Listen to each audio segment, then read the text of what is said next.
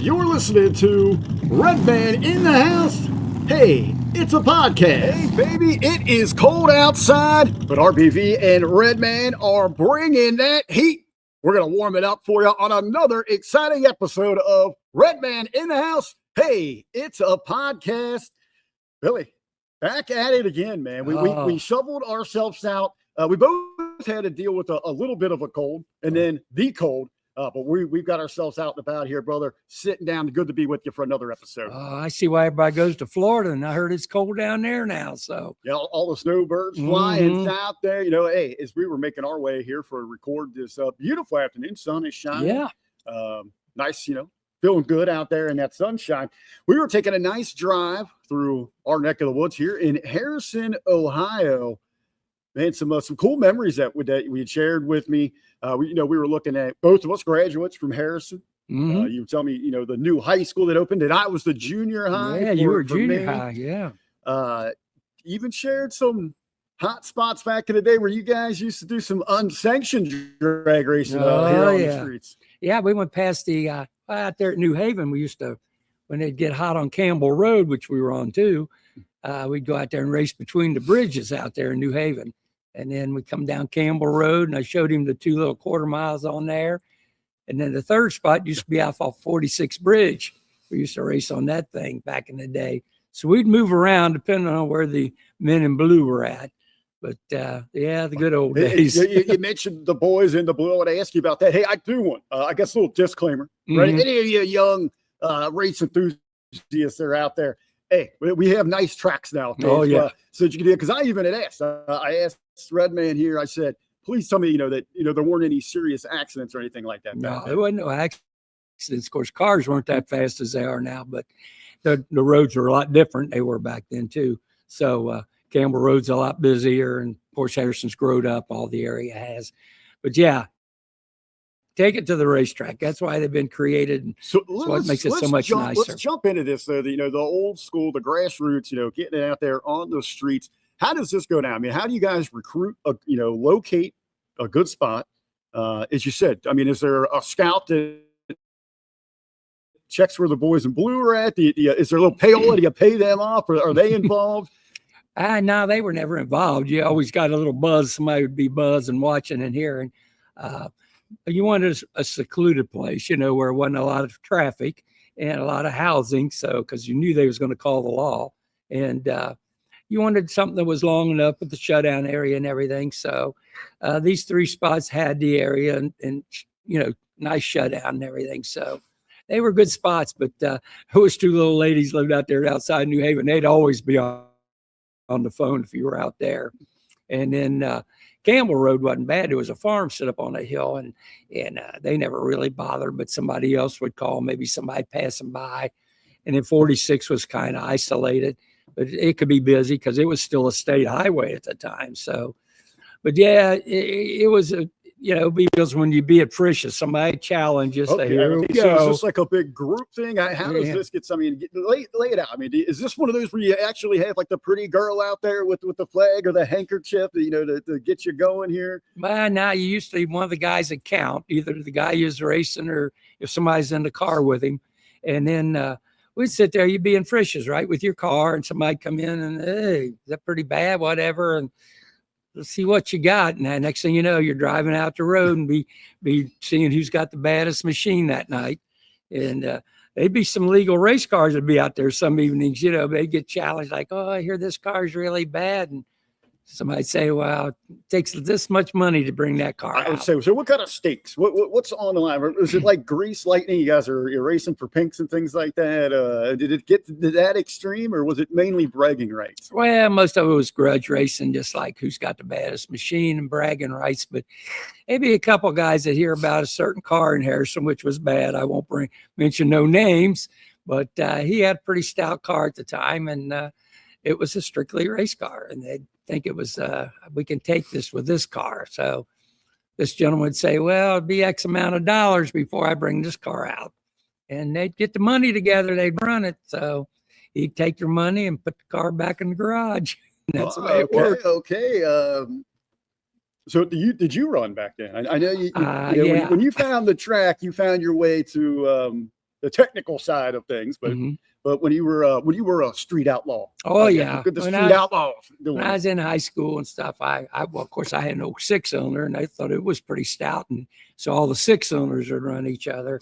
And I raced down there, in Campbell a couple, 3 times. And then once I found Edgewater, well, that was game on. Street racing was over. That was more fun. It was even more bragging rights if you could win at Edgewater because you're running everybody, not just some one person. So, yeah, the drag strip gives you a whole new life when it comes to that racing. You give the street up. What were some of the big makes, the types of cars for the street racing? Well, back then you had the Mustangs were coming out, and the GTOs. And me, I had an 057 6-cylinder. That's what I raced against other 6-cylinders. And but there was a certain race car, 64 car that ran pretty stout that would, like I said, would come out and run. And you'd have, some guys that have some souped up stuff. They'd have maybe multiple carburetors, which wouldn't come factory, but they thought they could hold their own against this car. And they couldn't hold their own. And then you get towns like Brookville would come down. Somebody be badass from Brookville. They'd come down in Indiana and challenge somebody. Rival hoods coming at. So did you ever travel to any of those? Most of them come here because there wasn't much area up in Brookville. It's pretty curvy up in that area and hilly. And so most of them would come down here. There was a bunch of big Ford boys. And there was a couple boys had some stout 396 cars, Chevelles, and the Chevy 2 was pretty stout. And one of my friends I went to school with, he had one, a 327, 375. And so these boys come down with a white one and wanted to run him. And my boy Fred put it on him. He showed him back to Brookville. And oh yeah. So then you get guys from Groesbeck Frisch's and Lawrenceburg, we hear there's this bad car. We come down to run it, and here, the challenge is on. So, and, might be a night that the drag strip isn't open, like say. Did you guys have like the greaser hairdos and all that? Yeah, some guys did, Guys had the hairdo like the big boy, like the Frisch's statue. Brill cream, and, they had Brill cream and Wild Root or something. Did you, maybe you experienced it or you saw it, any ladies won and lost over these races? I don't know. The girls were, they would be impressed with the car, but it was more or less the guy that drove the car. Corvette, now it's a little different program. If you had a Corvettes always seem to be a girl magnet for some reason. The chick magnets? Yeah. So, it was, they weren't big into they never really was many girls would go with you when you were racing your car, especially on the street. So many of them weren't Hollywood real lying into to us again. Yeah. So, but they'd be a few. There was a few girls out like that, more city girls than probably out here. What's so cool about drag racing today is, the sport has a great representation for all the sexes, male and female. Females pretty dominant in the sport today. Did you have any lady drivers back then? Well, at Edgewater, it was like on the street before you got to the track. Was there any doing the outlaw circuit? I don't remember any girls really having any cars. It was mostly the guys back then. Now, like I said, when I started going to Edgewater, there was a gal raced down there. Now she raced on the track, but she was probably about the only gal I can remember. And then the supporting wives of some of the cars, when we get into pictures later on, do the push truck as it was called or whatever, they got into it. But women really slowly came on into the sport compared to, the guys were all gearheads, Well, I mean, it is kind of cool to see that evolution because now women at the forefront. Oh, God, yes. Kicking butt, taking names. That's what it's all about there. Well, second, third generations. And then the younger gals got into the cars more because they started liking them. I know a little gal I tease comes into the VFW. She had a Mustang back then, always a nice Mustang convertible, and would drive around and girls would probably mom and dad's car, somebody's car, dad would buy them some old clunker, and so they weren't really into anything high powered. It was the guys. So it didn't really come on till the newer generations come on that the girls started getting into the cars more. It is science. It's science. Don't blame me at this, but they say women got a better hand-eye coordination, so they're quicker on that trigger there. I think they do. I mean, I like I said, my experience over all the years, I've watched them develop. Now, you have to help them a little bit, but once they learn it, They've got it. I mean, I've watched girls get beat up on pretty good on the track, and then you give them a little sidebar here and there to help them out, and all of a sudden they pick it up, and it's like, you better have your game on, because here they come. Like I told you, Randy Lynn Ship, who come out of the junior ranks, and we had a little gal out of Cincinnati who was running super gas for years. Her and her husband Hamilton. Her name was Desiree. She had a super gas car, and she was always getting beaten. Beautiful car. I think Bob's her husband's name, and beautiful car. But she was always first round runner up. And I told her, I said, "You ever gonna get tired of being first round runner up?" She gave me a hard time, and I says, "Look, you're always trying to go in second. You're not comfortable being second. You're too late at this game. Go in first. Learn to stage first, pre-stage first, and then let the other guy pre-stage." And I said, "Then learn, put the bottom bulb on and bring her up about half throttle. And as soon as you see his bottom bulb, nail it. It ain't going to be long." And after she learned that trick, she got real stout. She started going rounds, and she started kicking some butt. And then she raced for about 2 or 3 years, and then she kind of bailed out. I think she was a hairdresser. And then Bob raced for a few years in a dragster, and they were a fun couple. They followed the circuit for a while with us on the series, the Lucas races, or well, they're Lucas now. And then she raced. They came to every points meet there for a year. They came to Wisconsin, Michigan, wherever we were at. So yeah, they followed for a couple of years. Very, very cool. How about a shout out there to my friend Don Purdue? Yeah. From Face Women Alive. Maybe we get her lined up to come on the show with us there. Open invite to her. Actually, we'll reach out to her after we get done recording here today. As we were taking that drive through Harrison, kind of reminiscing, this is where this was when you were a kid compared to when I was growing up. And, really Harrison, Ohio, we're at. And there's so many great towns like this that support drag racing across the country, small towns, USA. Right. And you were sharing with me some great memories of a lot of the attractions and a lot of things that you got to do here and experience in your youth growing up in a little small town like this. Well, a lot of people don't realize we moved out of the city. We were on State Avenue. We moved out here in 58. And I always wanted to get out of the city anyway, but we came here and always. You were like 6 years old when you moved out of there. And I wasn't that old. I was older. I turned 11 out here in 58. And we wound up, we had a canteen, which was a team dance club. And you could go shoot pool and play ping pong while the girls would be dancing and stuff.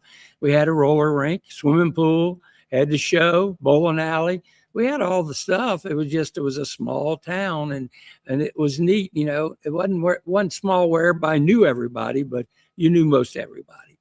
And it was fun. And a lot of towns around here were that way. This was, once you crossed the Miami, big Miami, it was like you were in the country. Miami town on this way was country out here. And then all of a sudden people started exiting, coming this way more and more and more. And now Harrison's a big town, and Southeast Indiana's growing, Lawrenceburg. A lot of big race cars in Lawrenceburg. A lot of guys raced out of Lawrenceburg and Aurora for years, at Edgewater and different places. And just a lot of guys out of the Bright area up here was a couple guys. And, Brookville, there'd be a couple cars, Batesville. So racing's always been big around here. They'd have to tow, to Edgewater from where they live. But a lot of good race cars come from around this little tri-state area right here. So, well, you graduated from Harrison, Ohio, and that really meant a lot to you. As that was a personal milestone and a commitment that you had made to your family. Yeah, I lost my dad when I was 16 in a railroad accident, and he never got to finish high school, and my mom didn't. And I kind of thought, I wasn't great in school either. I made good grades, but I didn't fit in. I was either a wall child, I'll call it, because I wasn't a jock. I wasn't a college prep. I was just there. And I probably would have dropped out, but I made a vow that I would finish school for my dad. And I did do that. I graduated and tried college a little bit, and I found out that wasn't my cup of tea. And I went out in the workforce. And then in 66, Uncle Sam grabbed me. And so I went into service in 66, and I went ahead and took the extra year because I didn't want to do summer camp. So I took 3 years, and I went drag racing while I was there. I got to go to some neat tracks while I was in the military. I went to Cecil County and Capitol Raceway over in Maryland. I wound up in Texas for a year. I went to Austin Raceway Park, original San Antonio, a little off the wall track down there called Little River now. Used to be a Temple Academy dragway. Went there, and then well, it seemed like it was another one I went to down there. But yeah, I went racing down there, and then 1968, Uncle Sam deciphered you're going over to the summer fun capital, so I had to go to Vietnam for a year. And then I wound up, when I got home, guess where I wound up? Edgewater. Going there every weekend again. So what was the attractions like for the tracks back then? Nowadays it's about the big buildings, the big spectacle of it, the big money races, those draws like that. Everything is just so advanced. What was like a big draw that, really set a track apart back then early on, pre getting shipped out? Well, a lot of things they would do is there was a lot of match racing back then. National events back then, I think there was four national events, and there would be two in California, and then you had spring nationals. The summer nationals were originally the U.S. nationals, but it was called summer nationals back then. And then it switched. And it was 4 races. So there was a lot of match racing for cars. A lot of the promoters would do bookings. Like I can remember one time that Mingus Phil booked in 4A gas cars. They were all Anglias. And that was the big race. It was like a little 4-way match race, and they were hanging off the fence to see these cars run because they were pretty quick for what they were back in the day. And that's what you would see. And you would see anything at a track. You'd go there for a regular Saturday night, and there might be a guy testing a blown gasser or some kind of dragster. They'd be testing and working on their stuff. So you might see anything. And then when I was in Maryland, they had a little circuit over there, and there was some funny cars when they first come out. There was a thing called the Bronco Buster. It was there. Vernon and Raleigh was there. Strip Blazer with Malcolm Durham. He was badass. African American guy that was really on his game over there. He was one of the first that was really, really stout. Those cars were always called the Strip Blazers. And I went to Capitol, and I seen him race there. And then Bronco Buster and them I seen at Cecil County. And I got to see Grumpy Jenkins in his original Grumpy Nova Jenkins. there, his 66 or 7 car that he ran A stock in. And sure enough, he had a cigar in his mouth, and that car was badass. That was a bad Nova. Very, very cool. Oh, yeah. Them were the good days. And it was neat. You'd see cars when I went to Texas, you'd see cars match racing and stuff. So it was really cool. Well, all that traveling, all that racing, I'm sure that you were always working up a big time appetite. So, hey, for anybody out there that's working up a big-time appetite, we're going to take a break and tell you about some of the cool events coming up. You grab yourself a Super Bowl of chili or a tasty breakfast here at the VFW. We're going to run those right at you. We'll catch you right here on the other side of the break.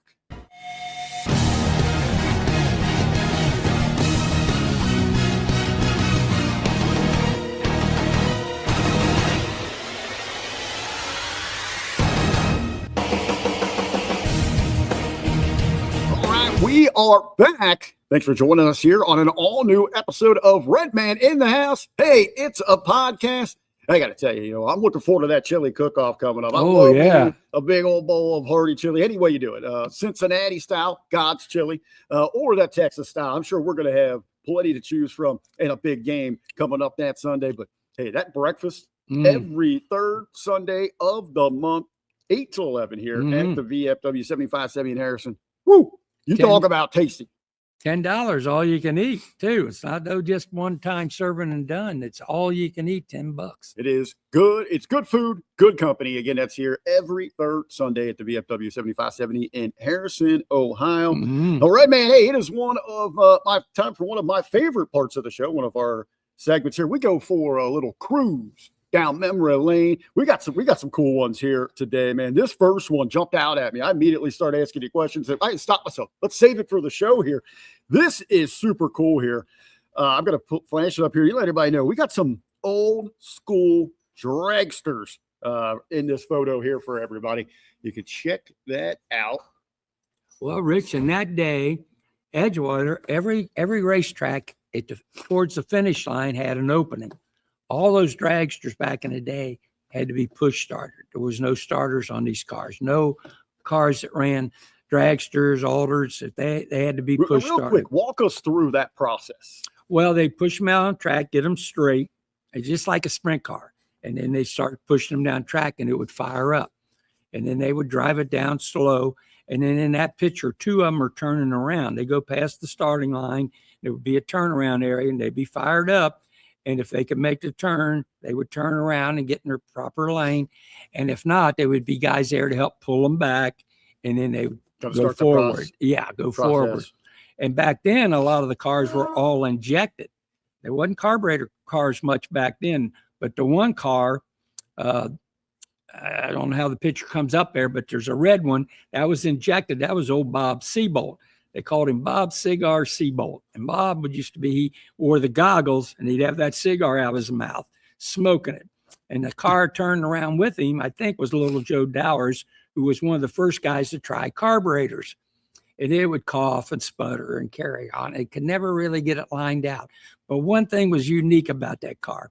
It had a push car, 57 station wagon Chevy, 327 with a 4-speed. And when they push that car off, it'd sputter and cough and carry on. It'd get down to about the 8th mile and die. Well, this 57 would take off and he hit all the gears chasing him. And he'd have it uncapped. He had headers on it. And the push car was more of a show than the dragster at that time. But Joe and them finally got that dragster lined out in the end. And that's when the carburetor slowly started taking over and comp eliminator. Wow, that is a cool picture right there. It always, I mean, even looking at the, just aside from the cars, you see we got a packed house there. Mm-hmm. Proper that's a regular haircuts Sunday there, afternoon. Yeah. The fence line on the other side, but even looking at the track, and just the environment down there, it's such. Well, does that show the tech shed in it there in the very upper left there? Maybe just clipped out of it there. Yeah, and that, like I said, those cars had to turn around. So they spun around, they're spinning around, and then they start going down the track.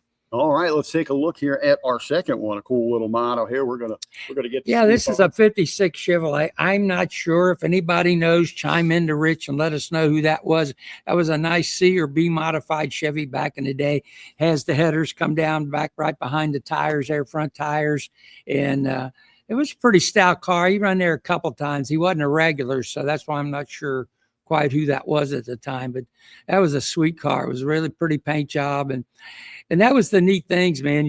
This is the stuff you would see, something different all the time. Every week you'd go, there was a show. That's why the crowds were there. You never knew what you was going to see. Wasn't nothing booked in, national event, nothing of that nature. So it was pretty neat back then. That is awesome, man. Another great cruise down memory lane. Yeah, those dragsters, man, those are really, really cool. Well, another thing, Rich, all these cars, they're all built in the garage. 2 or 3 guys get together and build them. No one know, I got to have a Jeff Taylor motor or Sonny Leonard or somebody. These guys did all their own work, built their own motors, worked on them things left and right. And then Edgewater would be a big test session. They'd be cars there every week, like I say, working the bugs out of them and stuff, and getting ready to go to a national event, maybe, or Indy. And it was neat. This stuff was all built. It wasn't no, I'll go to somebody, Jerry Haas, and have me a pro stock car built. Wasn't none of that back in the day. These guys did all their own work. Hey, let me ask you to kind of tie our conversations together here. We were talking some old school outlaw racing early on, looking at some classics here from the track. Do you remember any early years, like call out or grudge races at the track that were some serious rivalries or anything like that? Not really, because back in those days, there was only a certain amount of classes. Other than that, you were testing. They put a T on your car time. And what would happen is you would have to win class to go into the eliminator. So if you fit in A gas, you ran all the other A gassers, and that A gas winner would go into the eliminator, and what they called the eliminator, and they'd run for a little money. But yeah, they'd be once in a while, guys would call certain guys out to say, hey, and they would run for $50, $100, whatever it may be that was put on the line. And yeah, they would call people out, certain individuals once in a while. And in the microphone, I think it was Tom Mingus at the time, they'd build it up, So yeah, made for good racing back then. So, and it was a safe place. See, it's safe from the street, safe from the men in blue and everything. So it made it nice that they could go. And plus you had a big crowd watching. That'd be the best part. You got that loudspeaker hyping it up. You got the crowd up on their feet, roaring for more. I mean, that's what the environment that you want to create for any big event like that. Exactly. And I mean, that was what was so neat of going down there, or any track. I mean, Tri-State, same way. And I've never been to Thornhill or Beachmont, but we're all the same way. They all had rivalries in their area. And then maybe they'd slip over. Here's some guy from Thornhill coming over to Edgewater thinking he's going to do some, maneuvering around, beating up on the guys at Edgewater. Send him back home. Send him home packing, baby. Packing his bags. So, yeah, it was unbelievable back in them days. Well, we're going to wrap things up for this episode of Redman in the House. It's a podcast. We're not going to send you home packing. We want you to come back with us for next week's episode. I think with these colder days here, everybody's kind of nuzzled into their house, getting ready, getting prepared, dreaming of that warm weather. I know we're a month away from Edgewater opening day. It seems far away with all the snow piled up right now. But, hey, it's just a couple weeks away. How about next week? Well, and then let's talk about sometime in the future here soon, Cavalcade. I was just going to say, because, one of those winter traditions here in the Cincinnati area, and I'm sure there's great other shows around the country. Maybe we could talk about a little of those, give you a week to dig up some pictures, but let's talk about the Cavalcade next week and those great memories and how that got people ready for the race season. Oh, yeah. Break up the winter time. Don't forget that chili cook-off now this Sunday, Super Bowl Sunday. Next Sunday, week from Sunday. The 8th, we got a lot going on here for the FW here. We got chili cook-off, Super Bowl. Get a Super Bowl of chili on Super Sunday. That's going to be the 8th, February 8th. Then that next week on Valentine's Day, we got that Hillbilly Jam. Hillbilly Valentine's, 3 bands for one price, and it's a barn burner. It's like the Cavalcade. Time to get out, see old friends and acquaintances, and breaks up the winter to get you ready to get out and do some things. But don't party too much that night because we're going to be back at it early that Sunday morning for breakfast. So, breakfast the next morning. We got music, we got DJs, we got a lot happening. Place to be at the V here. Follow the VFW 7570 on Facebook to get all those happenings there. Before you know it, though, tracks are going to be open. Cabana's going to be open. Yeah. Hey. And we're just getting started here with all these great. I'm looking forward to springtime because we got some cool episodes planned to get out and about. We're going to go car shows. We're going to go toward track. We're going to have a lot to talk about. And stay tuned. I mean, if we need help sometimes, throw us a little something, suggestion our way, whatever. Me and Rich is ready to try. We want to have fun. Like I said, we want to have fun with this. We don't want you to be bored. We want you to laugh a little, smile, and say, "Oh, I remember that," or whatever. We're ready to get the cameras out, get talking to people. Reach out to us. Let us know what you want to hear. If you got something you want to share with the show, we'd love to get you participating with us. We got some guests lined up as well. We're just getting going. Thank you for the support early on. But please, hey, if you haven't already, hit that subscribe button. Smash that subscribe. Ring that bell for the alerts and share the good word on all your social media. We want everybody to know about Redman in the House. Hey, it's a podcast. See ya.